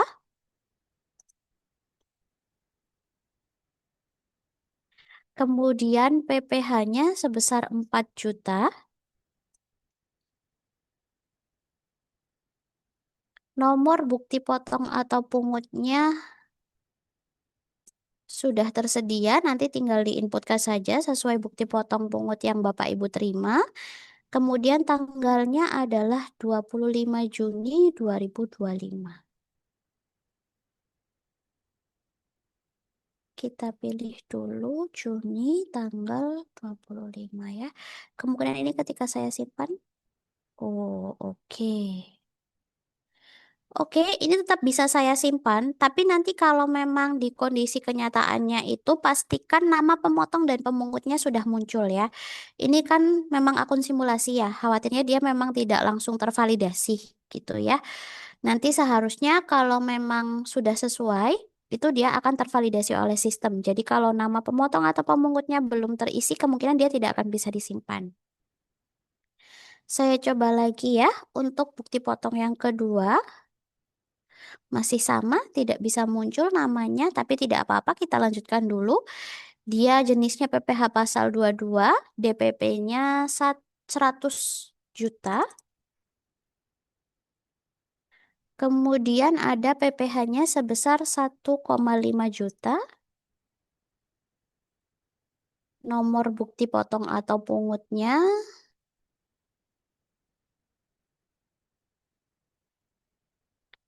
tanggal pemotongannya adalah 11 Januari 2025. Kita pilih Januari tanggal 11. Oke. Kita simpan. Sudah muncul ya, ada dua bukti potong yang kita inputkan. Di bagian ini, karena kita tidak ada kredit pajak dari luar negeri, jadi huruf A saya abaikan. Saya langsung pengisian data bukti potongnya. Bukti potong dalam negeri ya, untuk bagian huruf B-nya.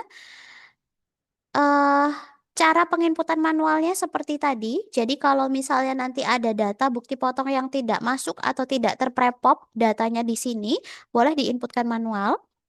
Kalau misalnya ada yang tidak seharusnya dikreditkan, boleh dihapus. Kalau ada nominal yang tidak sesuai juga masih bisa diklik edit. Jadi jangan khawatir untuk huruf B ini, dia informasinya terprepop, tapi tetap bisa dilakukan edit atau hapus ataupun tambah, begitu ya.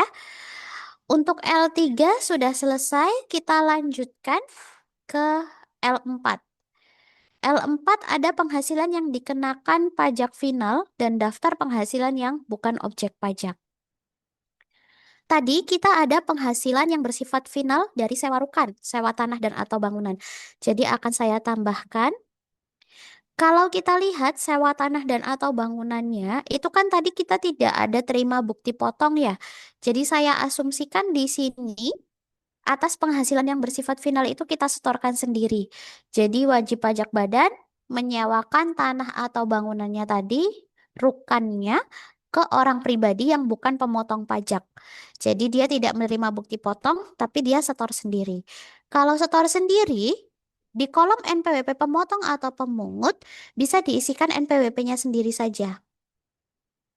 Jadi ini saya inputkan NPWP-nya adalah NPWP wajib pajak badan yang bersangkutan. Nah, ini seharusnya nama pemotong atau pemungutnya juga akan otomatis keluar kalau sudah berhasil tervalidasi oleh sistem kami, begitu ya. Objek pajaknya apa? Objek pajaknya persewaan tanah dan atau bangunan sewa rukan tadi. DPP-nya sebesar 200 juta. Tarifnya dia tidak akan muncul secara otomatis. Jadi silakan diisi. Untuk kasus ini dia tarifnya 10%. Jadi PPh final yang terutang adalah 20 juta. Yang perlu diisikan DPP dan juga tarifnya berapa. Tarif tidak akan otomatis muncul sesuai dengan objek pajak yang Bapak Ibu pilih. Jadi silakan diisi manual untuk sekarang ya di simulasinya. Nanti PPh finalnya akan terhitung secara otomatis. Kita klik simpan. Oke, dia berhasil tersimpan. Kita lanjutkan ada penghasilan yang tidak termasuk objek. Tadi kita ada dividen yang berasal dari dalam negeri. Jadi ini kita langsung inputkan saja jenis penghasilannya dividen. Sumber penghasilannya misalnya dividennya dari PTA. Penghasilan brutonya berapa? Tadi kita lihat 1,2 M ya kalau tidak salah. Iya betul. Penghasilan dividennya 1,2 M. Jadi meskipun tadi kita sudah inputkan di L1 di laporan keuangan, tapi kita tetap harus menginputkan di bagian ini juga. Begitu ya, di lampiran 4, penghasilan final dan penghasilan non-objek pajaknya tetap harus diinputkan. Kita lanjutkan lagi. Untuk L6, kita eh skip dulu. Kita isi dulu L8. Karena kan tadi kita menggunakan 31E ya. Jadi kita tidak bisa langsung mengisi bagian L6. Kita isi dulu L8-nya untuk menghitung sesuai dengan tarif pasal 31E. Di bagian L8, nomor 1 jumlah peredaran bruto, ini perlu hati-hati. Jumlah peredaran bruto yang dimaksud untuk penghitungan pasal 31E itu adalah seluruh penghasilan yang diterima oleh wajib pajak. Baik itu yang bersifat final, termasuk non-objek, dan juga yang dikenakan tarif umum. Jadi semuanya masuk di sini ya. Kalau kita lihat tadi penjualan domestiknya sebesar 5M. Kemudian ada pendapatan lainnya berupa dividen sebesar 1,2 M. Dan juga ada pendapatan yang bersifat final sebesar 200 juta. Jadi kalau kita jumlahkan, totalnya adalah 6,4 miliar. Jadi di sini kita isi sebesar 6,4 miliar. Begini ya. Untuk penghasilan kena pajak, dia sudah akan terhitung otomatis. Jadi yang perlu kita isi di bagian 8A itu cukup nomor satunya saja. Nanti nilai PPh terutangnya ini sudah dihitung berdasarkan tarif pasal 31E. Jadi ada proporsi yang dikenakan hanya 11%, ada proporsi yang dikenakan 22%, begitu ya. Setelah kita melakukan pengisian L8, kita simpan dulu konsep SPT-nya, lalu kita lanjut lagi. Kita kembali ke L6. Nah, di L6, penghasilan yang menjadi dasar penghitungan angsuran, kita isikan sesuai dengan L1C di sini. Nilai finalnya adalah 1.821 juta. Jadi kita inputkan di bagian L6 di nomor 1 itu adalah penghasilan kena pajaknya. Nah, seperti ini. Untuk PPh terutangnya dia sudah sama ya, antara L6 dan L8. Kemudian kita cek PPh kredit pajaknya. Nah, ini yang muncul baru satu.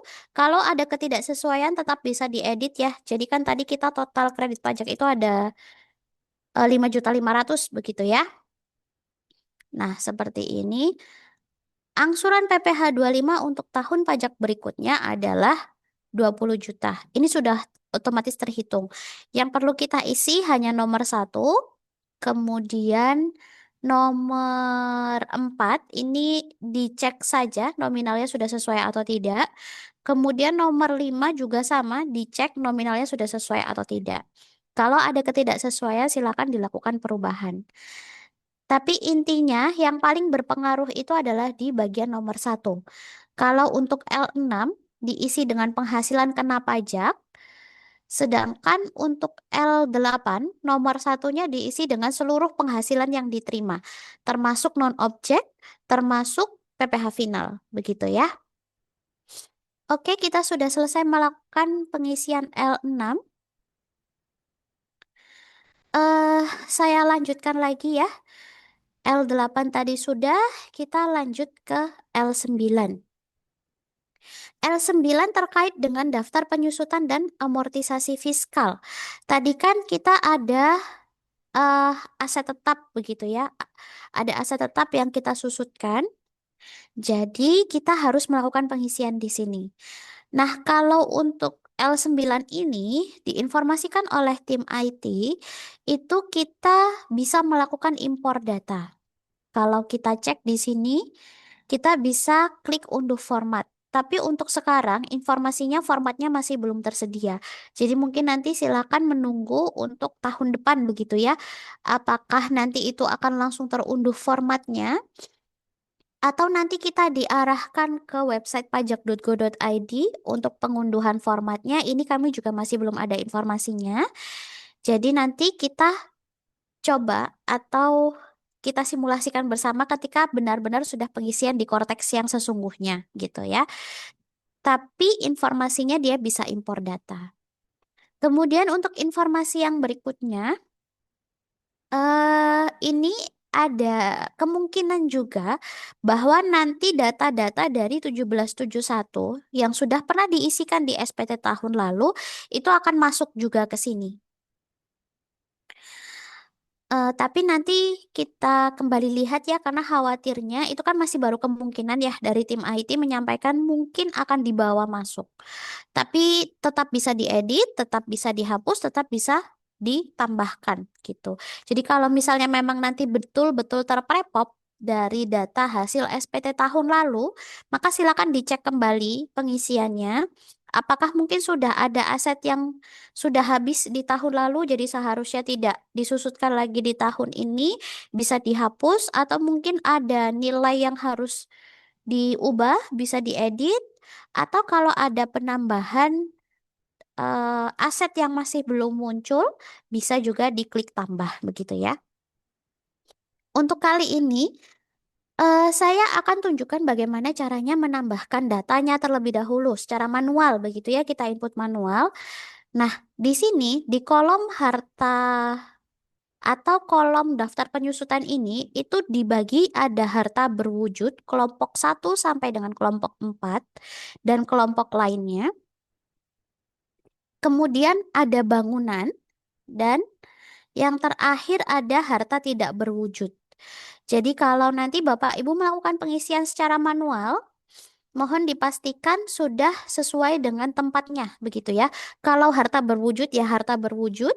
Kalau dia harta tidak berwujud berarti di kolom yang bawahnya lagi. Kalau dia bangunan berarti di kolom yang bangunan. Jangan sampai salah ya. Kita lanjutkan. Di sini kita coba buka simulasinya. Ada harta berwujud berupa furniture, AC, sepeda motor, dan mobil, begitu ya. Ini kelompok satu dan kelompok dua. Ini kita menginputkannya juga harus sesuai dengan kelompoknya. Jadi misalnya tadi ada 3 yang di kelompok satu, kita coba isikan. Ada furniture.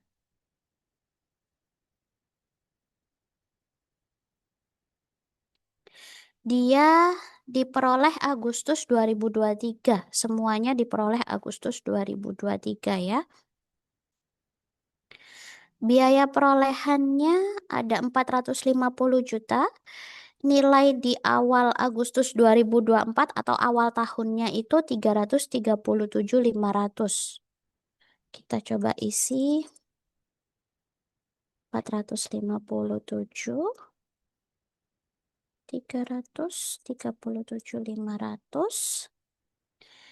Karena tadi ketika kita melakukan pengisian penyusutan di laporan keuangan tidak ada koreksi, jadi seharusnya metode penyusutan yang digunakan untuk komersial dan fiskalnya itu pasti sama karena tidak ada koreksi fiskal di situ ya tadi ya. Lalu untuk nilai penyusutan di tahun ini adalah 112.500.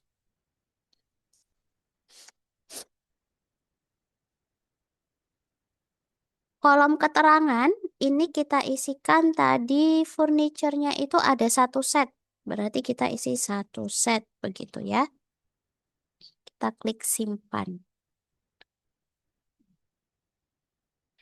Masih ada dua lagi. Pengisiannya sama. Ada AC split. Nah, kalau AC coba dicari di sini tidak ada. Berarti kita masukkan saja ke peralatan elektronik. Perolehannya sama, Agustus 2023. Nilainya 70. Nilai di awal tahun buku 52.500.000. Asumsinya dia menggunakan garis lurus dan sudah pasti metode penyusutan fiskal dan komersialnya sama. Kemudian penyusutan tahun berjalannya sebesar 17.500.000. Nah, ini dia ada AC split 10 unit begitu ya. Kolom keterangannya bisa diisi 10 unit. Atau misalnya ini 10 unit merek apa begitu ya. 10 unit ACA begitu. Kalau sudah kita simpan, lalu masih ada satu lagi untuk di kelompok 1 berupa sepeda motor. Oke. Ada motor.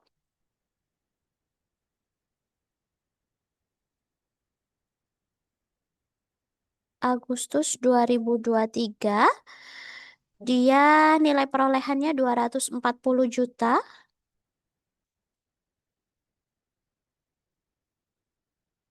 Kemudian untuk nilai buku awal tahun pajaknya 180 juta.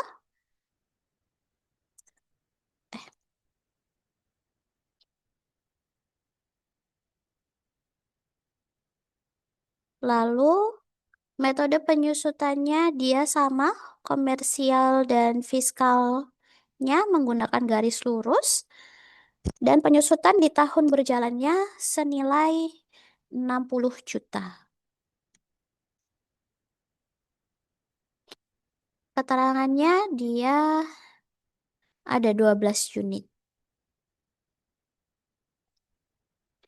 Jadi ini kalau semisal Bapak Ibu ada aset yang nominalnya sama, tahun perolehannya sama, jenisnya sama, boleh dijadikan satu saja. Jadi misalnya ada sepeda motor 12 unit seperti tadi ya, nilainya sama, nilai perolehannya sama, tahun bukunya sama, disusutkan dengan metode yang sama.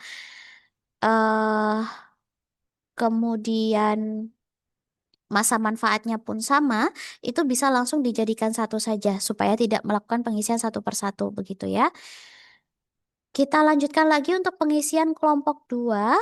Itu kita ada mobil penumpang. Di sini ada mobil penumpang. Perolehannya Agustus 2023. Untuk nominal perolehannya 1 M.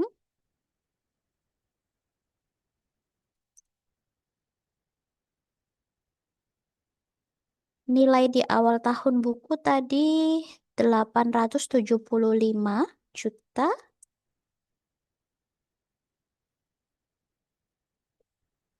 Metode penyusutannya dianggap menggunakan garis lurus.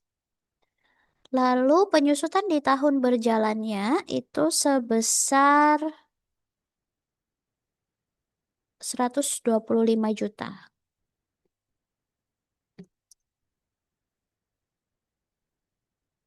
Dia ada 4 unit. Jadi di kolom keterangan saya isi 4 unit. Kita klik simpan. Nah, untuk kolom yang harta berwujud di sini sudah selesai. Berikutnya kita ada harta berupa bangunan. Nah, ini berarti tidak masuk di harta berwujud ya. Bangunan ada kelompoknya sendiri. Dia dibagi jadi dua, permanen dan tidak permanen. Kalau kita lihat di sini, dia semuanya 20 tahun begitu ya, maka termasuk bangunan permanen. Jadi saya akan isi di kolom yang permanen. Yang pertama ada kantor, begitu ya, bangunan kantor Agustus 2023, 12 miliar.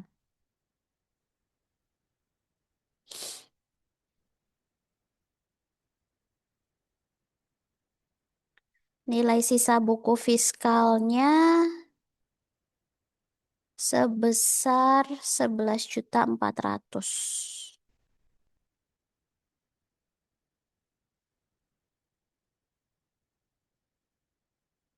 11 miliar ya, 11 miliar 400 juta. Kemudian penyusutan tahun berjalannya 600 juta.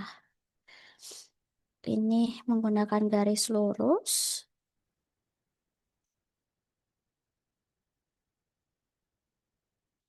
Ada satu di Jakarta Selatan misalnya, satu gedung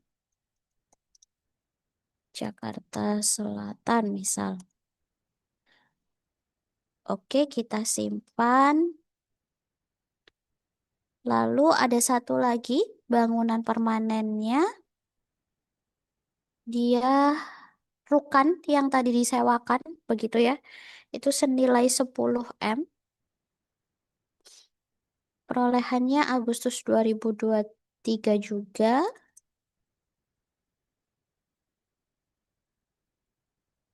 Sisa Nilai sisa pada awal tahun pajaknya 9 miliar 500 juta.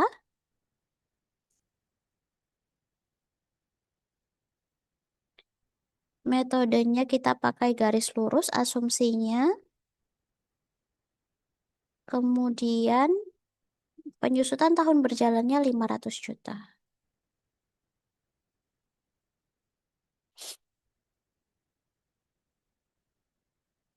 Untuk kolom keterangan kita isi satu Rukan di Jakarta Utara. Oke, kita simpan.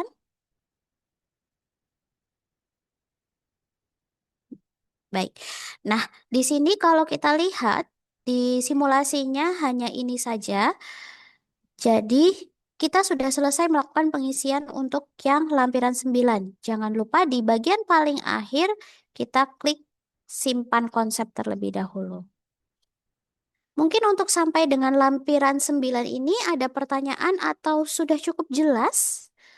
Kalau sudah cukup jelas, kita lanjutkan ke lampiran terakhir, L11B. L11B ini sebenarnya untuk sekarang jadi terkait dengan EBITDA dan juga DER, Debt to Equity Ratio, yang secara perpajakan dia hanya diperbolehkan 4:1 saja. Jadi kalau misalnya perusahaan Bapak Ibu itu ada membiayakan biaya bunga, eh kemudian untuk memastikan bahwa seluruh biaya bunganya itu apakah bisa dibiayakan atau harus ada yang dikoreksi, itu menggunakan metode yang DER tadi untuk saat ini. Nah, kita coba cek dulu ya. Untuk di bagian nomor 1 ada penghitungan EBITDA. Ini dia sudah terhitung otomatis. Begitu. Sesuai dengan isian yang sudah kita isikan. Untuk aturannya sendiri, dia memang sudah ada di PP 55 tahun 2022. Tapi Untuk tata cara pelaksanaannya terkait dengan EBITDA ini masih belum ada. Jadi kalau Bapak Ibu tidak memerlukan penghitungan DER terkait dengan biaya bunganya atau tidak ada pembiayaan bunga, maka ini bisa diabaikan saja EBITDA-nya. Tapi kalau misalnya setiap tahun Bapak Ibu ada biaya bunga, biasanya kan Bapak Ibu membuat lampiran tersendiri terkait dengan penghitungan DER kemudian diupload ketika pelaporan 1771-nya. Nah, kalau sekarang penghitungannya itu bisa langsung di kolom nomor 2. Tapi kolom nomor 2 ini itu dia tidak akan terbuka kalau EBITDA-nya masih ada isinya. Jadi, kalau memang biasanya harus melampirkan DER, maka kolom EBITDA-nya silakan diisi dengan angka 0. Supaya di kolom nomor 2 perbandingan antara utang dan modal kita bisa lakukan pengisian. Intinya, di sini itu kan sebenarnya EBITDA dan juga debt to equity ratio itu digunakan untuk memastikan biaya bunganya itu boleh dibebankan secara fiskal. Begitu. Jadi pilih salah satu. Kalau mau pakai EBITDA ya berarti EBITDA-nya tadi sudah terhitung. Atau kalau untuk saat ini sih karena peraturan EBITDA ini masih belum ada turunan terkait dengan tata cara pelaksanaannya, maka tetap silakan menggunakan yang DER dulu. Jadi kalau biasanya Bapak Ibu membuat secara terpisah, sekarang tinggal dibuat di sini saja. Penghitungan EBITDA-nya diisi dulu dengan angka 0, baru nanti isikan di kolom nomor 2 untuk penghitungan debt to equity ratio-nya. Tapi kalau misalnya memang tidak ada, penghitungan EBITDA-nya bisa diabaikan saja, nanti langsung klik simpan konsep seperti itu. Baik.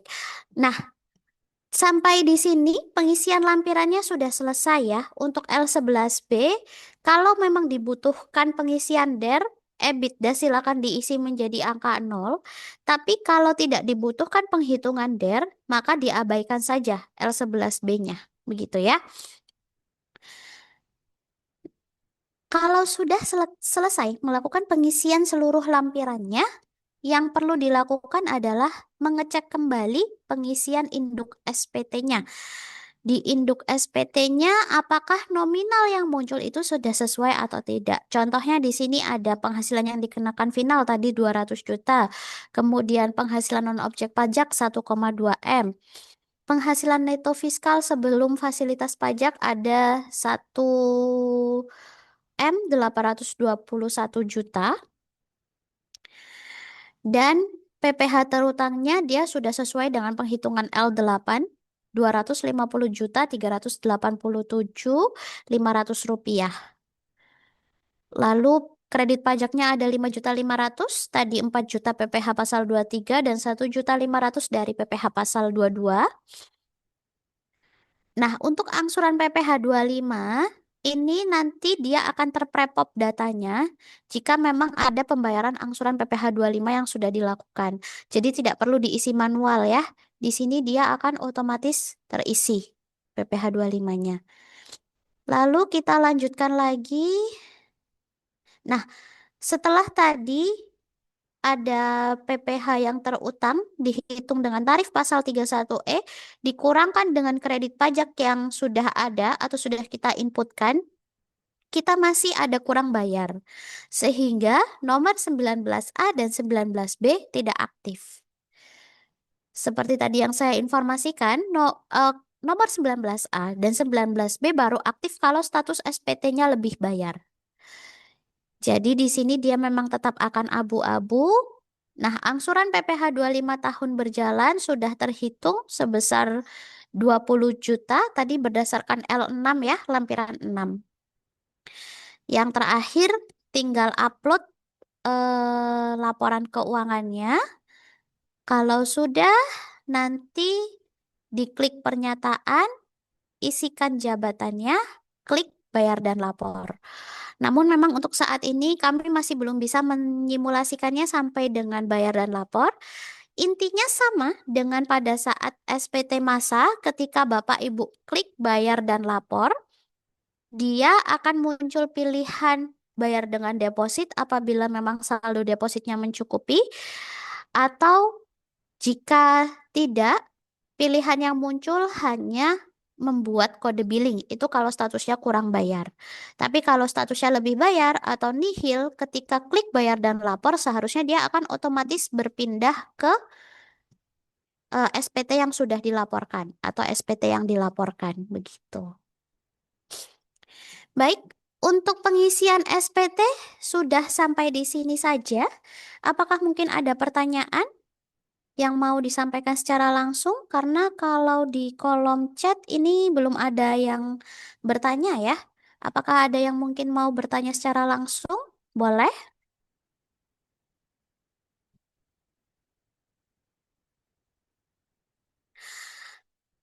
Kalau tidak ada, saya lanjutkan dulu terkait dengan aktivasi akun ya.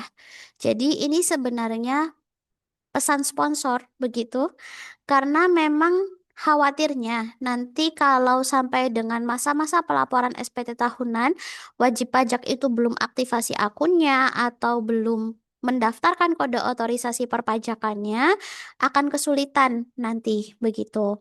Jadi paling tidak memang kami harapkan mungkin untuk Bapak Ibu yang hadir sekarang itu disampaikan kepada rekan kerjanya, atasannya, atau mungkin teman-temannya, keluarganya, begitu ya. Karena yang harus laporan SPT tahunan ini kan bukan hanya badan, tapi masing-masing pribadi yang memang dia masih berstatus aktif sebagai wajib pajak, kan wajib melaporkan SPT tahunan. Jadi mulai sekarang coba untuk aktivasi akun dulu. Aktivasi akunnya seperti apa? Itu bisa langsung dari website Cortex.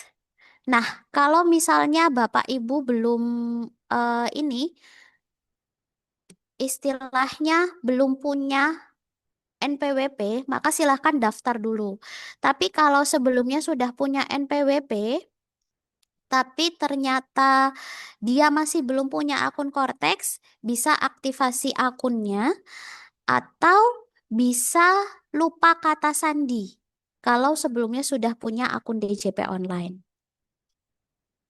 Oke, di sini ada yang bertanya dari PT Alindo Koin Mas. Saya mau tanya, tadi penghitungan penyusutan bangunan yang diperoleh bulan Agustus, kenapa penyusutannya dihitung nilai 1 tahun, bukan hanya 5 bulan? Oh iya Pak, tadi kan ini kan kita pengisian tahun pajaknya 2025 ya, begitu ya.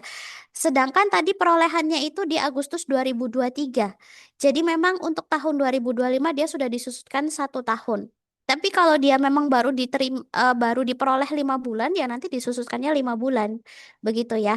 Tapi karena tadi itu kita perolehannya di tahun 2023, sedangkan kita pengisian SPT tahunannya ini sudah tahun 2025, jadi kan penyusutannya sudah full 1 tahun, begitu ya. Baik, mungkin untuk pertanyaan ini sudah cukup jelas, atau mungkin masih ada yang mau ditanyakan lagi terkait dengan penyusutannya tadi?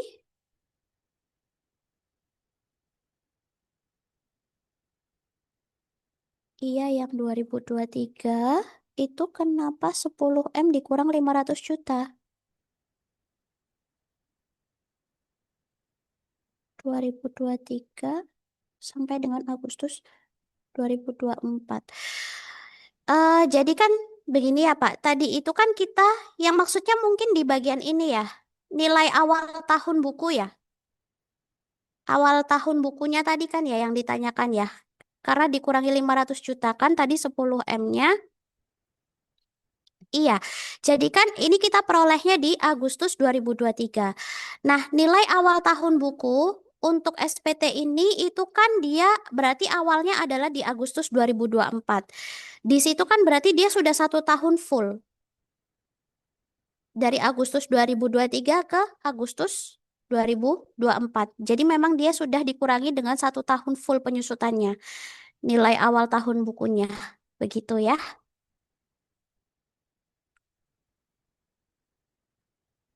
Jadi dari Agustus 2023 yang awal tahun bukunya Agustus 2024. Karena kan tadi kalau kita lihat Di SPT tahunan ini kita pakai pembukuannya itu dari Agustus sampai Juli, bukan Januari Desember. Oleh karena itu tadi kita penghitungannya dari awal tahun bukunya adalah Agustus 2024, bukan Januari 2024, tapi Agustus 2024. Begitu. Oleh karena itu tadi kenapa kok awal tahun bukunya nilainya sudah dikurangi full begitu ya? Oke, baik. Sudah jelas? Kalau sudah jelas, masih ada pertanyaan yang lain mungkin? Kalau tidak ada, saya lanjutkan dulu ya. Berikutnya terkait dengan aktivasi tadi sudah selesai ya. Jadi aktivasi itu ada 3 macam. Kalau belum punya NPWP, saya coba buka dulu ya. Mungkin di sini kita coba Cortex DJP. Kalau belum punya NPWP, silakan klik yang daftar di sini. Kalau sudah punya NPWP, sudah punya akun DJP online, silakan klik lupa kata sandi. Kalau sudah punya NPWP, belum punya akun DJP online, silakan klik aktivasi akun wajib pajak. Untuk lupa kata sandi dan aktivasi akun wajib pajak, itu sistem akan membaca alamat email yang terdaftar di sistem DJP. Jadi kalau misalnya alamat email ataupun nomor handphonenya sudah berubah di sini ya, alamat emailnya itu akan terbaca yang terdaftar di sistem. Kalau sudah tidak aktif, tidak bisa diakses, baik alamat email atau nomor handphonenya, maka silakan dilakukan perubahan data terlebih dahulu. Dan mohon maaf untuk hal tersebut hanya bisa melalui KPP, begitu ya. Karena harus merubah alamat email yang di DJP online dulu atau yang terdaftar di sistem kami. Nanti kalau sudah punya akun Cortex, sudah bisa akses akun Cortexnya, kemudian alamat emailnya mau diganti lagi, bisa langsung perubahan secara mandiri. Tapi kalau untuk pertama kali belum bisa akses akun Cortexnya, perubahan email dan juga nomor handphonenya silakan datang ke KPP terdekat saja. Baik, lalu kita terkait dengan kode otorisasi. Ini tadi yang saya sampaikan bahwa pelaporan SPT itu kan bukan hanya untuk SPT badan saja.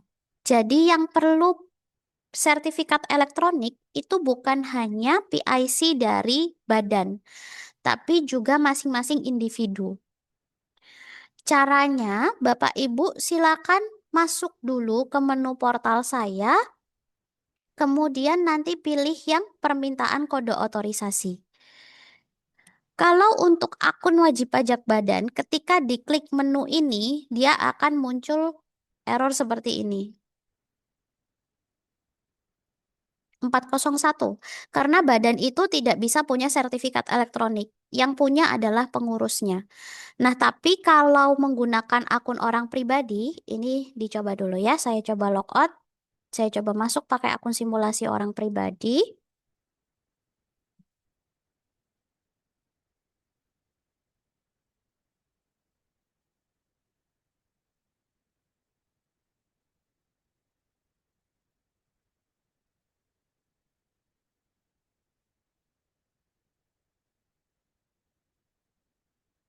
Oke, untuk permintaan sertifikat elektronik atau kode otorisasi perpajakan, itu masuknya lewat menu portal saya, permintaan kode otorisasi.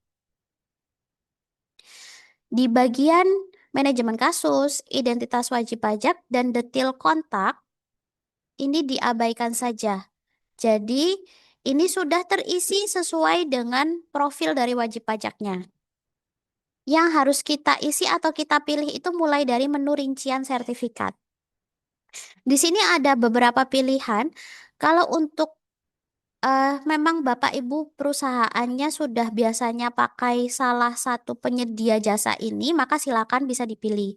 Tapi kalau belum, silakan pilih kode otorisasi DJP dan buat paspres terkait dengan sertifikat elektroniknya tadi. Passphrase-nya itu minimal 8 digit, harus mengandung huruf kapital, harus mengandung angka, dan harus ada simbol khusus begitu ya. Misalnya titik, tanda seru.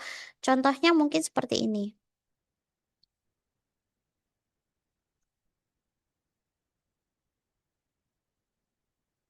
Nah, kalau sudah dibuat passphrase-nya, ulangi, kemudian klik pernyataan, lalu klik simpan. Kalau sudah muncul seperti ini, sertifikat digitalnya sudah berhasil dibuat, tapi belum siap untuk digunakan. Caranya seperti apa?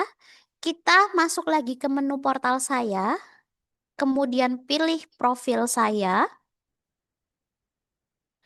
lalu setelah itu di bagian nomor identifikasi eksternal, pilih yang digital certificate.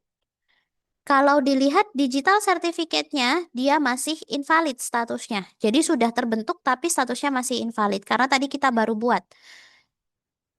Supaya valid, di kolom aksi silakan klik dulu periksa status. Setelah itu klik menghasilkan. Kalau kolom aksinya sudah kosong, status kepemilikannya akan berubah jadi valid dan ini artinya sertifikat digitalnya sudah bisa digunakan untuk penandatanganan permohonan elektronik dari Cortex ataupun penyampaian SPT dari Cortex. Begitu ya. Sampai di sini terkait dengan nomor identifikasi eksternal untuk kode otorisasi DJP-nya sudah selesai. Jadi mungkin hanya itu saja yang perlu saya informasikan begitu ya. Mungkin ada yang mau ditanyakan atau sudah cukup jelas?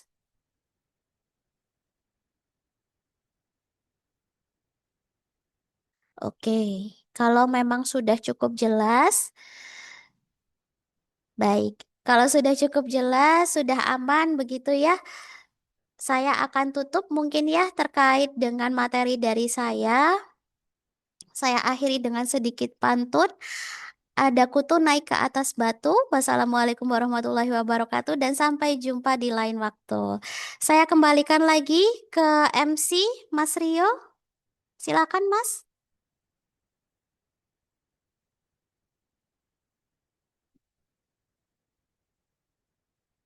Mas Rio, masih ada?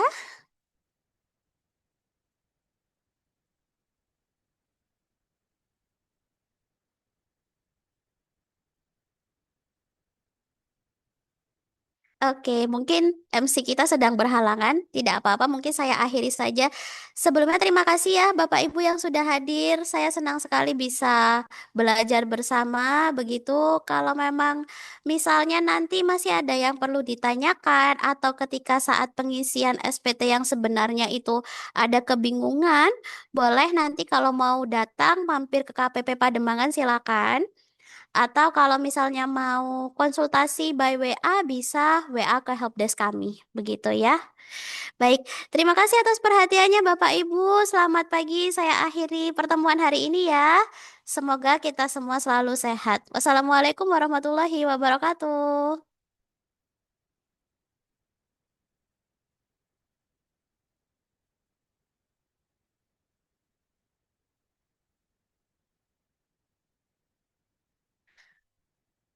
Oh iya, ini ada yang bertanya nomor WA helpdesk ya. Nomor WA helpdesk sebentar ya Pak. Saya chatkan dulu ya nomor WA helpdesknya. Saya tidak hafal, saya cek dulu ya.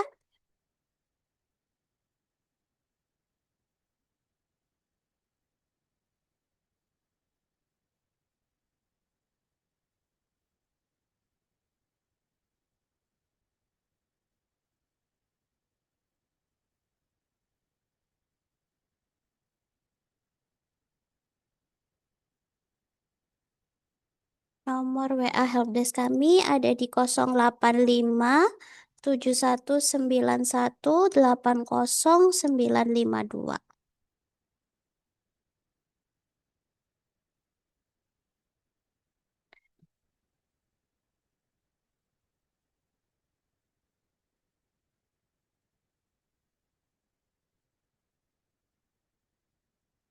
Bisa ke sini ya.